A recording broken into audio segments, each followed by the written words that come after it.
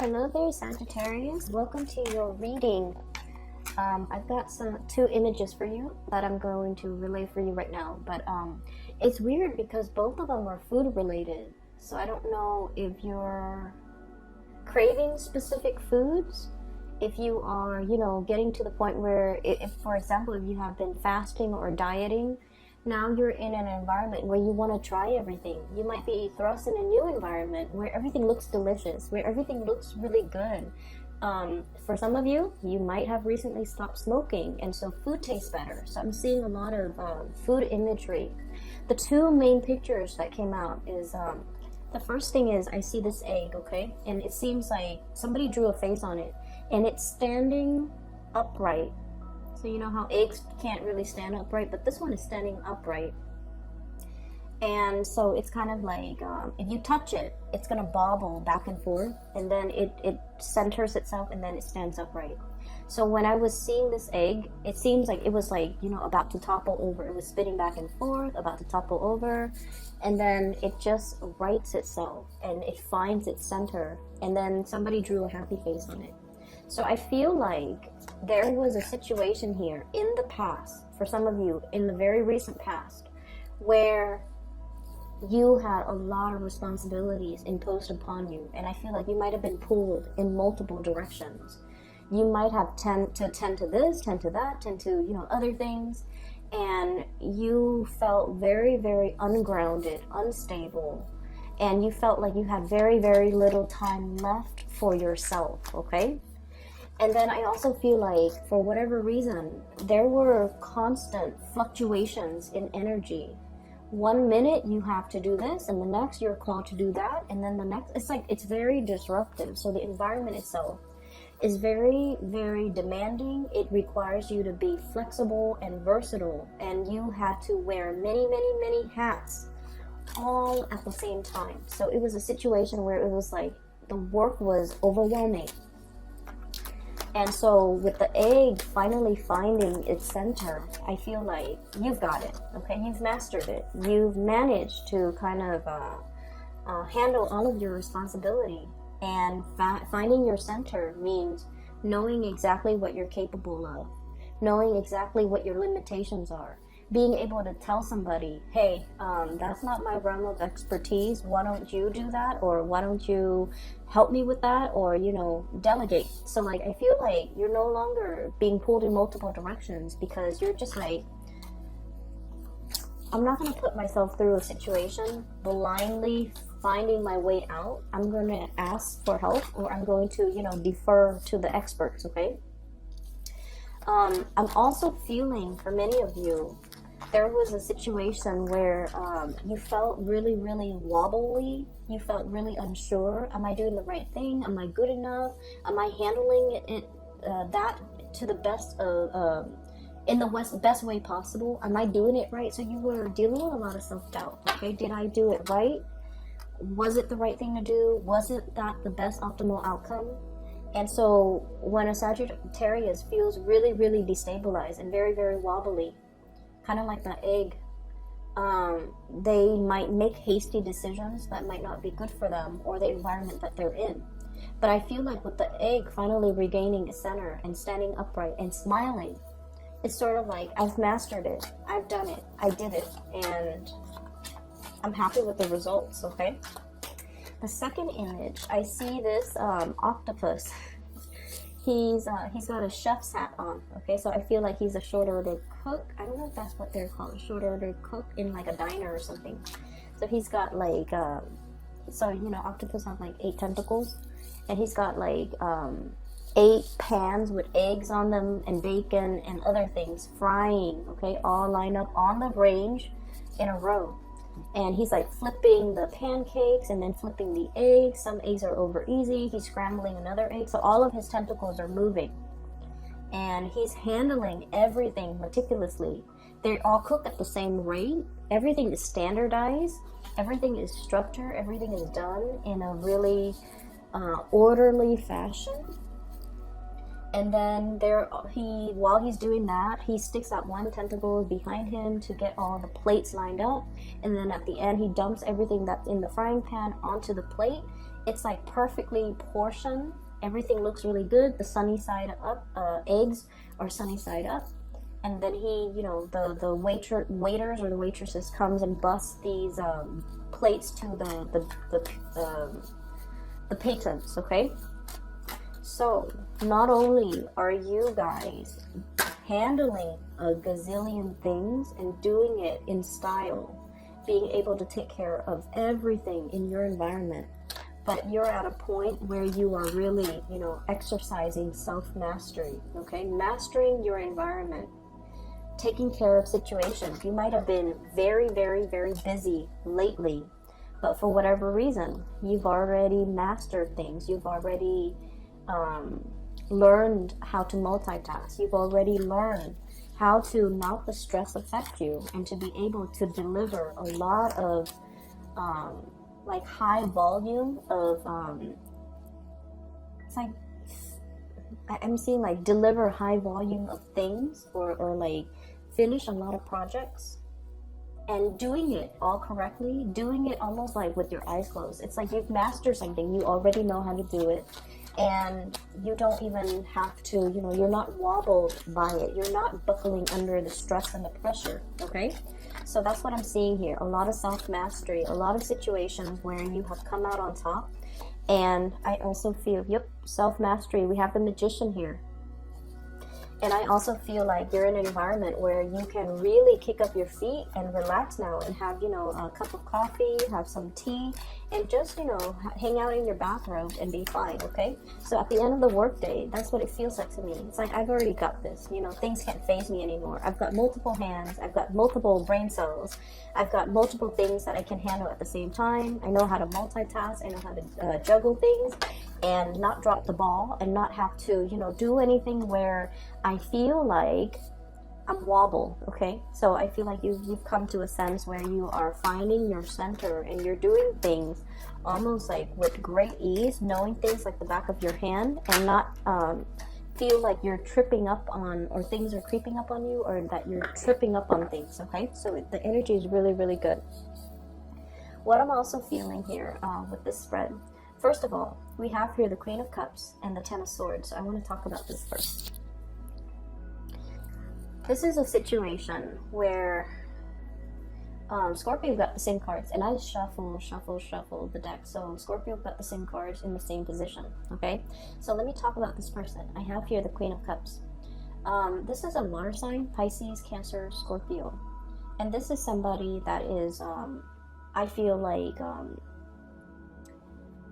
you're the apple of their eyes, okay? They really, really care about you. They have a great deal of love and trust when it comes to you. There's almost this sense of like somebody wanting to protect another person, somebody observing another person, really looking at another person. For some of you, if this is an ex, for example, they're really, really looking at you, trying to figure out what you're doing, what you're thinking about, wanting to reach out to you, wanting communication. And especially for some of you, if this is an ex and there has been, you know, bad blood, resentment, and things like that, I feel like there is a sense of, I wish things had been different. I wish that I could reach out. I wish that, you know, it's like too water under the bridge, okay? It's like a situation where it's like you can't really repair it, you can't really fix it, you can't really move away from it.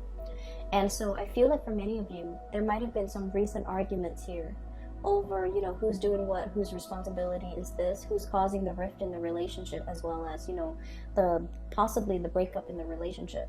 So that's front and center. And for many of you, you might have buried yourself in the work environment, just trying to, you know, distract yourself.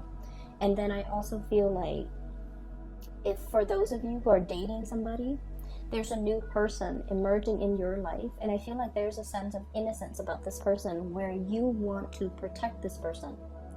And they have been through some really, really bad things, like bad relationships, bad cycles, bad endings in their life. And so they're really gravitating towards, you know, your strength and your power, and they wish they could be a lot more like you. For some of you, this is a coworker. For others, this is like a new love interest that you have recently embarked on a relationship with, and I would say within the previous month or within the past 2 months, okay? I feel like it's very, very new, and I feel like energetically, this person really wants a relationship, okay? They're looking at the two fish, and they're just like, I want a partner. I want somebody that I can feel like a pea in the pods with. Peas in a pod with. I want somebody that's going to be by my side, and I want somebody that, you know, will be there for me. So I feel like they're really relationship oriented, but they got out of a bad relationship, and so you're not really sure if you want to jump in just yet, and you're not really sure if this is something that you want to get involved in just yet, okay? So this is somebody that you're heavily communicating with, and you're trying to get to know, okay? Sorry for the interruption, Saggies. I had a knock at my door, and I had to record this at a different time, so my apologies. Hopefully the glare is gone so that you can see the cards better. So I was talking about the water sign, Pisces, Cancer, Scorpio, potentially, or somebody that has a lot of love for you, actually. And I feel like, you know, you're trying to get to know this person. You're trying to, I feel, reintroduce yourself to this person to see if it's something that you still want to get involved in, or somebody that you still want to be with. And then I do have another person. This is an air sign, so an Aquarius, a Gemini, or a Libra. This is the Queen of Swords. Keep in mind, the cards are not gender specific, okay? I feel like this energy, if it pertains to another person, there is a very strong attraction between you and this person. Okay, we have here the Devil. And this is a relationship where there's a lot of attraction. There's also a lot of power struggles as well as control issues.